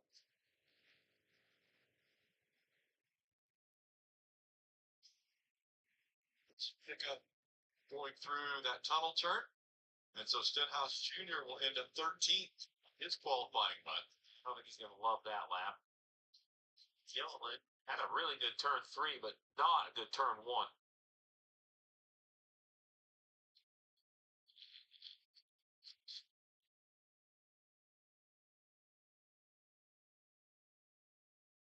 About a half a second off here for Gilliland also now.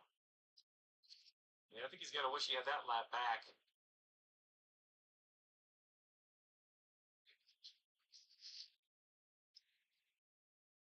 Well, we're going to be embedded in stage 2. It's going to be interesting to see how they break that stage up. We're currently 14th, so he's going to start near the back. Oh, big bump. Oh, man. Yep, that'll It's almost a backup car. Yeah. 23 above a wall. I think that's gonna get Zane Smith in the Fast Five. Big correction on the left front. So watch. First of all, you bottom out. Big right here. Huge bottom out. Boom, right there. And then look at that left front. Turning left, right, left, right. That car could have very easily been in the safety barrier. And then you look, and he's only 2/10 behind, even with that trip through the tunnel. Now, unfortunately, he has to go through there again.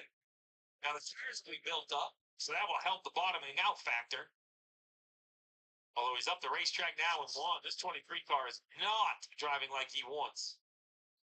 0.3 of a second off. And as you mentioned, here he comes into the tunnel turn, where he was so out of shape on coming up to speed.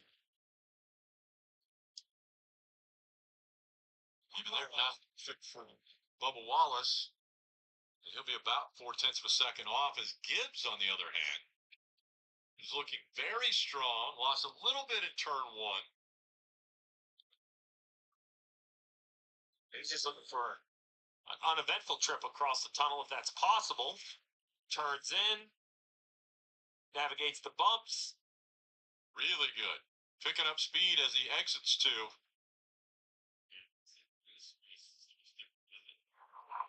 And Gibbs is the fastest at a 53.15. Tyler Reddick, the only car remaining. Take him off that top spot, but now it's between Reddick and Chase Elliott.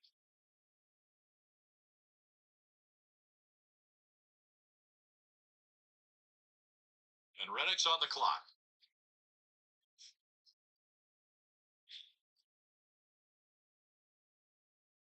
And looking really good for turn 3.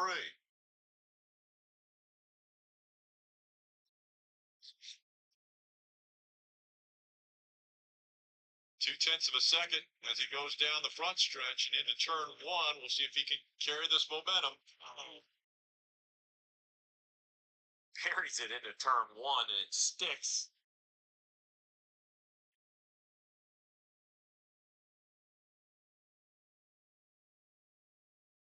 Two-tenths of a second. He's got a little cushion over Elliott right now as he goes through the tunnel turn.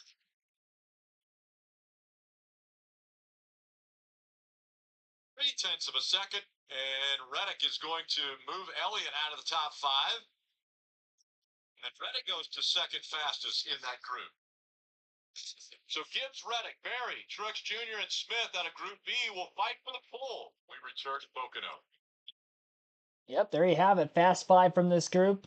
Ty Gibbs with a 53.157 was first. 0.07 of a second behind him was Tyler Reddick in second, who dropped to 53.227 as this round expired through qualifying. Josh Berry sat at the top for a while until the last 2 cars went out in the group. He still times in third quickest from Group B, 53.241 for Berry, a 53.343 for Martin Truex Jr. in fourth, and Zane Smith qualifying in the top 10 today, fifth fastest in Group B with a 53.502. I kind of called it. There were 5 cars left, and I felt Zane Smith had a very good chance to get in if one of the Toyotas had a mistake. And sure enough, the first Toyota of those final 3 to go out, Bubba Wallace, bottomed out in turn 2, lost a ton of time on his qualifying lap there. Went wide in turn 1 again, even though he was not going to get back in the top 5 even after the mistake on his get up to speed lap in turn 2. Wallace ended up 15th of the 19 drivers in Group B. So qualified through the first round is complete. Everybody has gone on the racetrack for 1 qualifying lap. The Fast 5 from both Group A and Group B will re-qualify for the top 10 positions and a chance to go for the pole for the start of tomorrow's the Great American Getaway 400 at the Pocono Raceway. We'll take our final ad break of this stream. You're listening live on KRC to NASCAR Cup Series qualifying, again at the Pocono Raceway.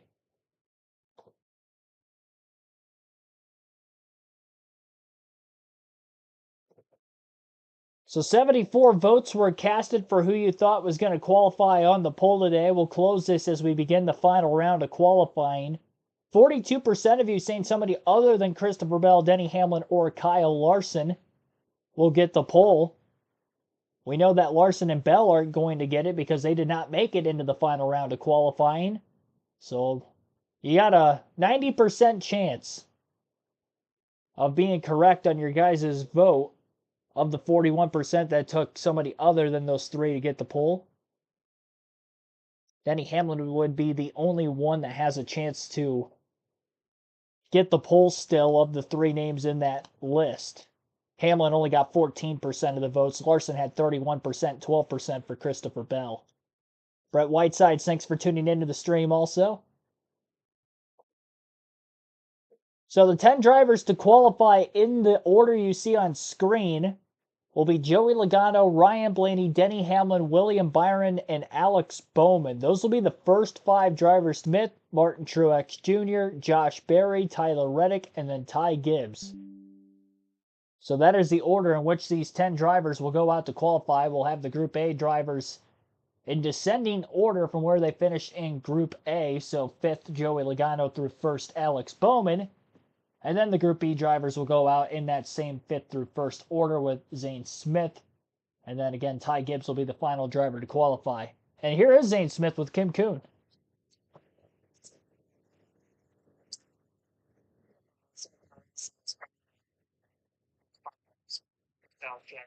Been dying to get myself. So, put together obviously a good second round here, but just a good weekend in general.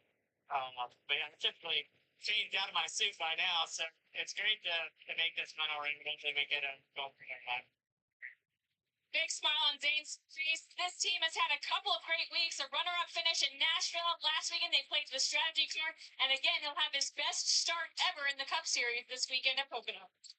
We look at the two groups: Bowman, Byron, Hamlin, Blaney, Logano in Group A, and Gibbs, Reddick, Berry, Truex Jr., and Smith in Group B. They'll be fighting for the pole.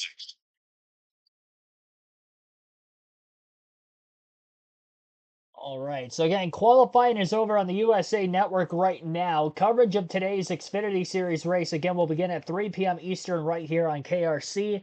That race will also be on the USA Network. And tomorrow's Cup Series race will be taking place on the USA Network, but you can listen live here for full flag-to-flag coverage on KRC, this YouTube channel as well. And that Cup Series race for us will begin at 2 p.m. Eastern tomorrow afternoon.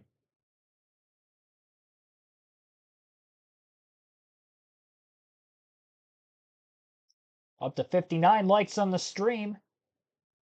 Continue to run that like counter up as we get further along in this one. Again, we're a little over an hour away from our Xfinity Series race coverage at the Tricky Triangle. Today's Truck Series race was extended 10 laps compared to previous years. It used to be a 60-lap race. It was moved to a 70-lap race. Well, the Xfinity race today was shortened 10 laps, going from 100 down to 90, losing 25 miles compared to the truck race, gaining 25 miles. So a shorter Xfinity race can blend in for more strategy. Would have seen quite a bit of strategy play out in a fuel mileage finish in yesterday's truck race if it weren't for a caution in the final 10 laps for rain. Ultimately, we did get to see the finish of the race, but due to the caution laps ran during the rain delay to bring the trucks down to pit road and then get them back out on the racetrack, they were able to save enough fuel, and everybody was able to make it to the end. But it was going to be a big question as to if they were going to be able to go the final stage on fuel with the operating of different stage lengths. So we'll see if we'll see more of that kind of strategy in the Xfinity race today, with their race being shortened 10 laps compared to previous years. They very well could. Tomorrow's Cup Series race will be 400 miles, same as what we've seen at Pocono over the last several years. The only years I can think of that were different were the 2020, 2021 season when they had the double headers at Pocono, and those races were a little bit less than 400 miles in length, which led to a fuel mileage finish in the second race in 2021, of course, where Kyle Busch was able to get the win.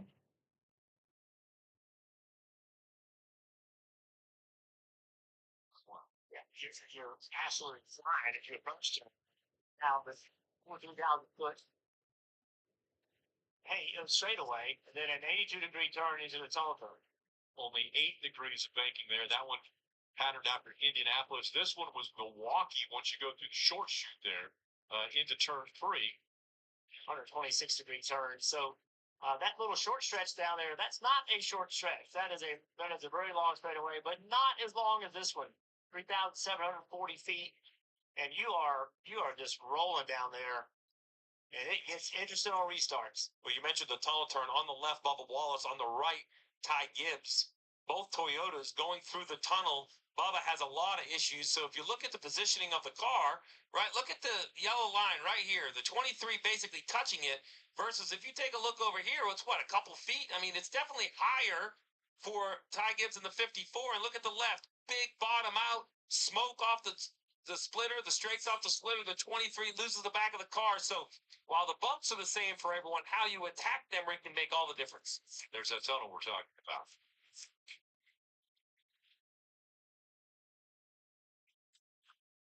All right, still under a commercial break as of right now.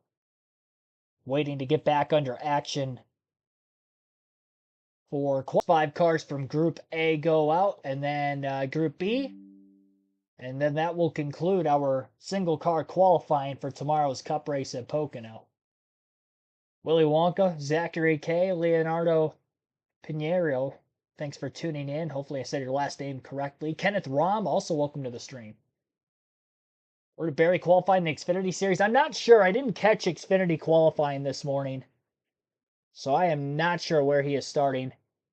Be interesting to see how he runs. Joey Logano in that car last week finished 8th at Chicago, but on an oval, we'll see. High-speed oval like Pocono. 3 very long straightaways. Definitely have to have the horsepower underneath the hood of the car to have even a decent run here. Top 10 pretty even. 3 Chevys, 3 Fords, 4 Toyotas. Yep. Very split. Yeah, 2 Chevy teams, Spire Motorsports, 2 for Hendrick.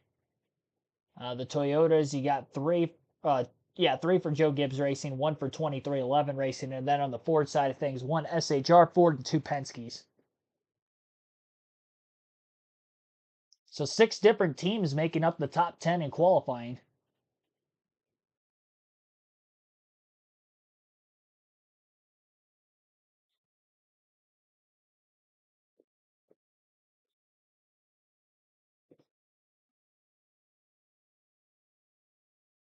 Still on a full screen commercial break on USA Network. Any second here, they'll be back, and we'll see Joey Logano out on the track trying to set the pole time. A lot of former Pocono winners up on this list, too. Joey Logano, Ryan Blaney, Denny Hamlin, Alex Bowman, Martin Truex Jr. All former Pocono winners. Going to have a shot to go for the pole here. Final 10. Find out the top 10 starting position. Our second round of qualifying for Pocono.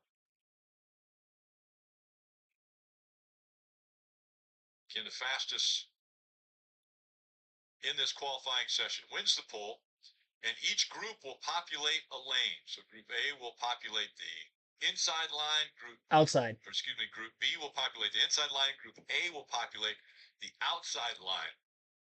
Pretty interesting teamwork thing. Logano rolls out first. Blaney rolls out second. So there's no information that's going to be able to come from the 22 car to help the 12 car, because the 12 will be on the racetrack at the same time. Just little small things, Steve, like that can make a difference. And it's still relatively new on an outright, but basically Group A qualifies against Group A for all those positions in the outside row, with the exception being the pole. The fastest of either group will start inside of row 1, as you would expect. and the rest gets sorted out. So you talk about full commitment. I actually think these tires are going to come back fine. Looking at practice, I think they almost fire off better the second time. We'll see if the lap times are improved. So a little bit of smoke there going through the tunnel turns. He comes up to speed and goes across the alternate start-finish line. On the clock now for Blaney. Excuse me, Logano. Logano spent a lot of time thinking about what he could have done differently in the first session. A lot of conversations with he and his team, looking at data, not only from their cars, but their teammates and others. Where do we need to find the speed? You can see how much he's bouncing around in the race car. That's how rough this racetrack is and the aggressive setup. Keep talking about these bumps in the tunnel. But if you want that car on the ground, the back of the car low, you have to get it there. When you do that, that makes it really aggressive over here. You watch it when he goes down into the tunnel turn. Watch his head move around.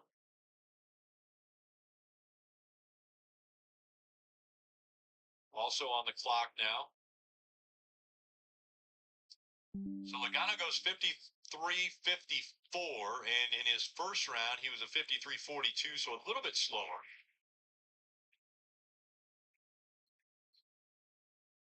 Blaney, right here, you can see in practice today. Here he is through the tunnel. That is turn 2. The tunnel is turn 2. This was just practice. Again, his fastest laps, 16th best in 1, 12th in 3. But the tunnel turn 2, 34th. That's the balance you have to strike here, Steve. You're not going to be perfect in every corner. Where do you need to be the best for racing?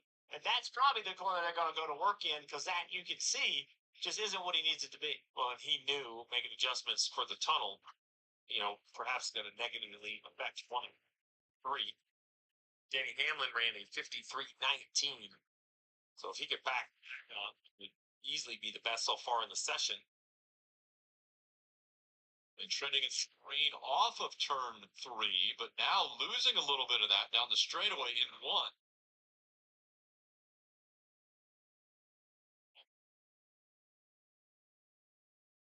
It's interesting. Group A was faster than B. I wonder if the track, as the sun sits on it, starts to lose grip.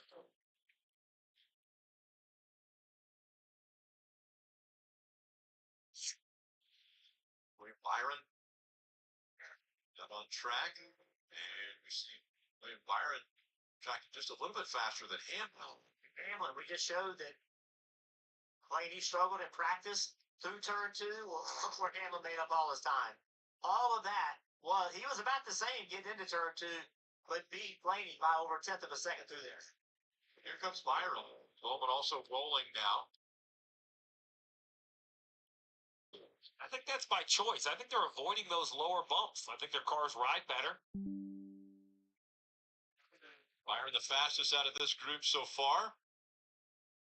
And Bowman the last to go. And so that is pushed all the way down to, at best, row 4. Well, and Bowman was the only driver in the 52-second bracket today at a 52.89. He's on the clock now. He gave up earlier today but made it back on entry. This time, just not trending back. He's a long ways behind after one corner, almost 0.2 of a second. If there's any track you can make up 0.2 of a second, I think it would be here at Pocono, but you have to have a really great turn 1.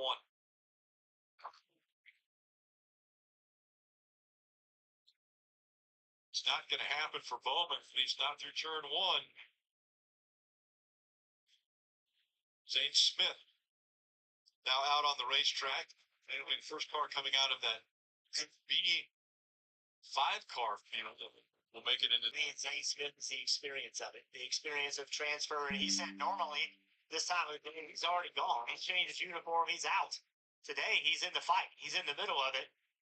And that experience and that understanding of what it's like will help Zane Smith move forward. So right now, again, comparing to Byron, but when he pops up onto the scoring pylon, he's going to be in that row 1.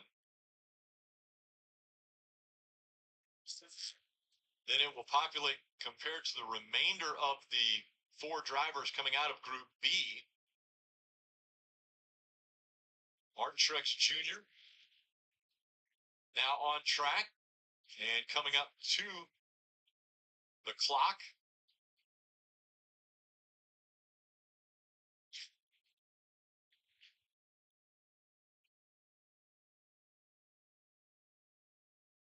Byron must have flew through turn 1 because turn 3, because everyone has just given up at least a tenth of a second, almost 2/10 by they get down here to 1.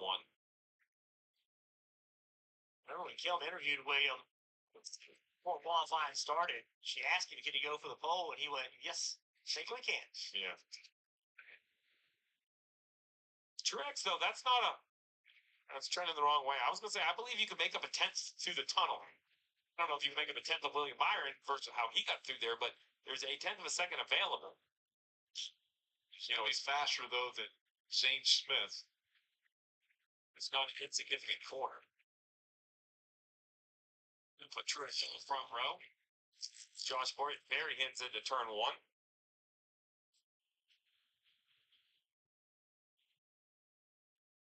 You said it. That turn 1 looked really good. It's just turn 3. That's right. It's where William just. Yeah, They couldn't get to. Yeah, he was. Yeah, that's where he was, kind of getting into the corner.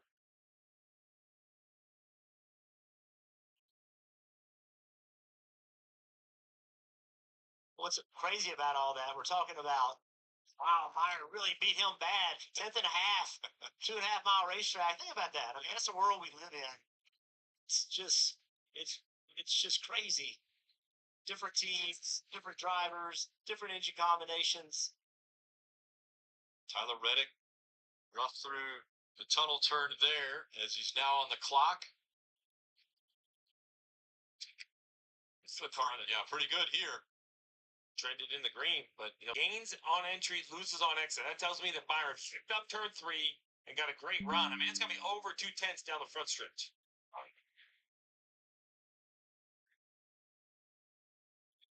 Reddick's gone on lap 1 in practice. Talking about drivers having to have memories and put things behind them. It's a great example. Ty Gibbs has given himself an opportunity. He got through turn 1 nearly identical to William Byron. 0.03 of a second. I'm going to call that identical on a racetrack this size. Loses a little bit down the entire front stretch. Can he find a better turn 1? Gains on entry. Oh, and he's keeping the gain through the middle and on exit, Jeff. Now the tunnel turn. How do you set yourself up these bumps? We've seen it done right. We've seen it done wrong. For the pole, William Byron watching on. Is it going to be Reddick? Is it going to be Byron? Reddick great through turn 2. Fastest and grab the pole. The 54 of Ty Gibbs gets his second career pole. And the 21-year-old, the last one to go, turns the fastest lap at a 52.92. Surprised? Yeah, you know what? A little bit, but I'm not completely surprised. Ty Gibbs has a lot of speed. We keep waiting. When is he going to win his first race? No one would be surprised if he did it. He puts himself in position every week. They seem to struggle a little bit in race with small things not going their way, but the speed of Ty Gibbs and the speed of Joe Gibbs racing, no, I'm not completely surprised by any means. Well, remember Ryan Blaney? When he got his first career win here, we were saying the same about that group, right? That they had speed. They were missing just a little bit. If you give Ty Gibbs a track position near the end of this race, I don't see him making egregious mistakes on the racetrack. I think he could hold off the field with the Toyotas he's been sitting in.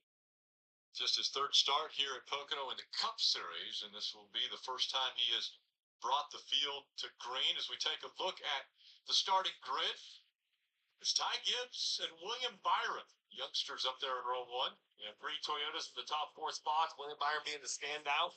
Josh Berry. And we'll go through the starting lineup here. I'll go through it at least. Ty Gibbs gets his second pole this season, first since the Coca-Cola 600 at Charlotte in May. So we'll see what he can do as he still tries to go for his first career win. Remember, it all started right here at Pocono for Gibbs' Cup career. This will be his third career race here. He ran what would have been part-time at the end of the 2022 season, filling in for the injured Busch, who had a career-ending injury crash in his qualifying run at Pocono, so third start here at the track for Gibbs. William Byron outside of the front row qualifies second after being top of the charts, or towards the top of the charts in Group A practice. He was the fastest in Group A practice overall. I think he was third quickest in practice earlier today. But second fastest in qualifying. Byron might have something on race day tomorrow. Row 2 will be the JGR Toyotas of Martin Truex Jr. and Denny Hamlin. Row 3, Josh Berry, Alex Bowman, Tyler Reddick, and Ryan Blaney in row 4. And then row number 5, rounding out the top 10 will be Zane Smith in 9th and Joey Logano for 10th. Chase Elliott and Kyle Larson, Hendrick cars in row 6, row 7 for Christopher Bell, Brad Keselowski, row 8 for Carson Hocevar and Daniel Suarez. Row number 9, Austin Dillon and Chris Buescher, Ross Chastain and Austin Cindric for row 10. Row 11, Michael McDowell, Harrison Burton, Eric Jones, and Kyle Busch starting back in row 12. In row number 13, it'll be Noah Gragson and AJ Allmendinger. Row 14 for Daniel Hemrick and Chase Briscoe. Row 15 for Bubba Wallace, Corey LaJoie, Ricky Stenhouse Jr., John Hunter Nemechek in row 16. Row 17 will be Todd Gilliland and Justin Haley, Cody Ware, and Ryan Preece in row 18. Rounding out the field will be J.J. Haley in row 19, and that will be the Pocono. Here's Ty Gibbs after qualifying on the front row, on the pole, in fact, here at Pocono. Is it to be the fastest in the field? Yeah, definitely satisfying for sure. You know, we were really close last weekend, and we were second, so I just got beat at the last second. Thanks. And one guy's messing me every weekend. They're great, but you know, we were really fast, and I just appreciate all the effort from my Monster Energy 54 team. Wouldn't be here without them, and all my sponsors. So it was really really fun, and car's really good. So we'll see what we can do, and hopefully we can go win tomorrow. Ty Gibbs fastest in qualifying here, and so the fans going to take a short little break before the action. All right, 1 hour away from NASCAR Xfinity Series coverage later today. Again, that will be at 3 p.m. Eastern Time. Our start time for tomorrow's Cup race will be at 2 p.m. Eastern.